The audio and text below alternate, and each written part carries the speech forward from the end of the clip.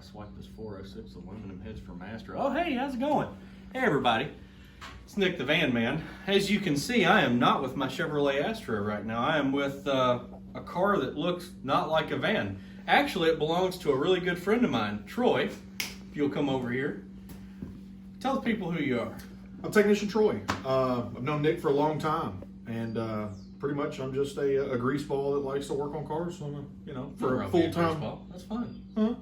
Yeah. But I'm a full time mechanic, and I do this on the side because I don't know anything else. It's just me. Well, why don't you tell them what you got here? Well, this car's got a lot of history. It's a 1972 Chevy Monte Carlo. Went and picked it up about 11 years ago. It did not look like this. It looked like your baby mushed pea green and had your grandma's tapestry on the inside for the bench seat. Obviously, the interior's been completely redone. But realistically, what's happened is it was my car 11 years ago, and then my dad wanted a project, so I sold it to him as a father-son project.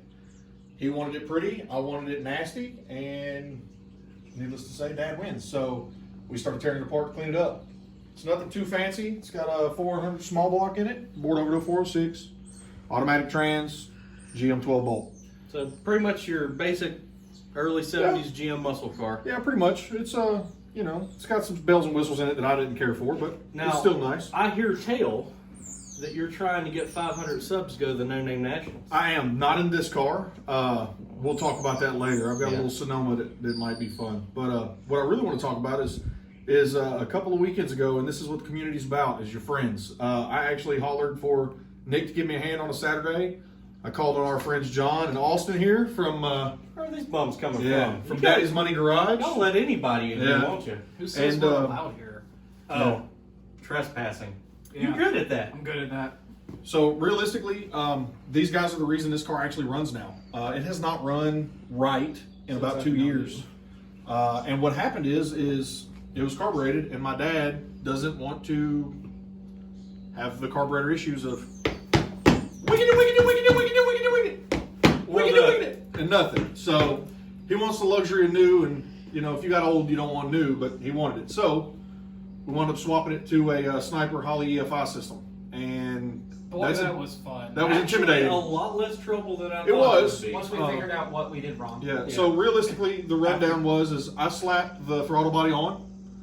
Austin came over, John came over. John helped me with the plumbing on it. Austin helped on the other end. And he got a haircut. He did go get a haircut. Got a haircut. But during the thing. he was there for moral support. And then Nick actually ran the brackets. He did the linkage for the TV cable. He did. We cut the new TV cable to length. We wound up going low car because it just looked better. Almost got to a fight. The best of friends sometimes have to fight in the backyard to figure out what they want to do. But sometimes you got to roll around. It was a nightmare at first. I was very intimidated. But hey, it got done. So it did. The wiring is a lot prettier now than it was the day we got it running. So the wiring is It's still ugly. The wiring is not garbage. It's all temporary. I'm gonna wind up rewiring a lot of it for my old man. That way he can actually enjoy it. But we really ran into some issues. We got the heat soak issue on the starter, and it was pulling down from 12 volts to 9 volts from the battery, and it wasn't giving a solid ignition voltage to the modules for the computer, the technological boxes, if you will. And basically, whenever it would go onto the start circuit, that's right, it would kill power to the computer and just means not work at all. It would give you the initial prime for the fuel injectors and fuel, and then it would start and stall, and it would do that repetitively. However, we changed the starter out. We went to a Pro Master starter, Master Torque. It's got a 3 1/4 gear reduction, and it's got about more torque than most Hondas make. It's got 186 foot-pounds of torque. It's a starter you could run a mini. Yeah, You could S2000. You could essentially on your belt house. ride it if need be. Luckily, that helped with the I'm starting gonna get hate mail issues. from Honda guys now. Yeah, that helped with starting issues. But realistically, what it was about is I missed the community of the car stuff, man. I wanted friends to get together. I mean, we've been together as friends for since high school, and About 15 years for me and you. Well, you've been together as friends for that long. How long y'all been together as lovers? you know. Intermittently.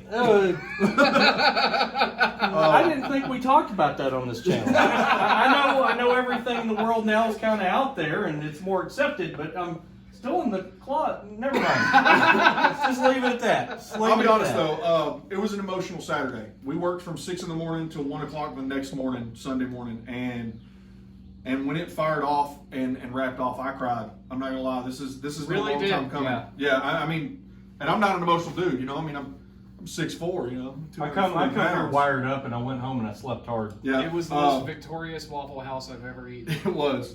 So I had diarrhea. Just for S's and G's, you know, we've been kind of juicing up the box here. Let's throw this together and see if we can't. Yeah, Let's see what this bad boy sounds like. Sure, It's- average old small It's just block. stock you know? old 305 Yeah, with that's a little what it is, 260 yeah. comp cam Yeah, in it, your Rochester Astro- 2 jet, and some. It some doesn't hold a manifolds. candle to what the Astros get. No, that 4.3's putting out big power, at least 140 horsepower. I don't see At a cranks. I don't see a least. Mopar sticker on this at all. Well, that's No, because because this one actually runs. it's not That's a a good point. bad vehicle. So It costs no car, no car, I'm riding nothing. You know? Yeah, it has its floor pins intact. No, The realistically, problem with Mopar or no car is that you can't afford to fix the Mopar, so you got no car. Yeah. realistically though, I mean, it's all about the cars. I mean, it's about the community. So let's just fire it off, see what happens. So, as I said, my dad didn't want the wicked do. Damn it! You know, he never got that. So, outside the car, give it 5 seconds. Fuel pump primes. Squirt.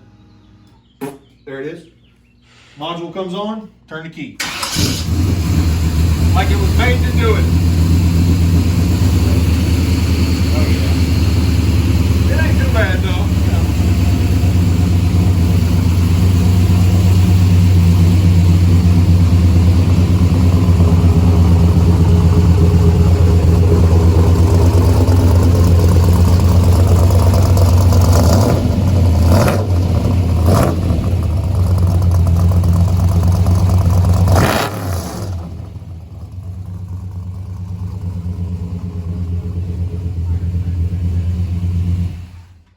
So, Troy, is it safe to assume that this thing's gonna pack snacks and make tracks? Do you want to know about tracks? Let me put it this way. When I slapped the carburetor on it, she was running fat. And I didn't really want to mess with it. So when this went on, I didn't know what to expect. I figured it was going to run like complete and total ass. I backed it out, knocked the dust off of it that's still there, laid my foot on the gas pedal to go forward, and it laid tracks. And surprised the hell out of me. So I'm going to be excited to see what happens after it does its learn procedure. It's running a little fat, which is, you know, good. Fat is happy. Once you drive around some, I think I'm miserable. But like you said, this one's not the one you're wanting to take the no-name. No, this is not the no name. This is the one that where me and my dad can cruise to car shows, and I get to take what I'm taking to no name. So realistically, if you want to see my old shit box is what they call it nowadays. You gotta check it out because So it's check out my real channel. nice. It's something.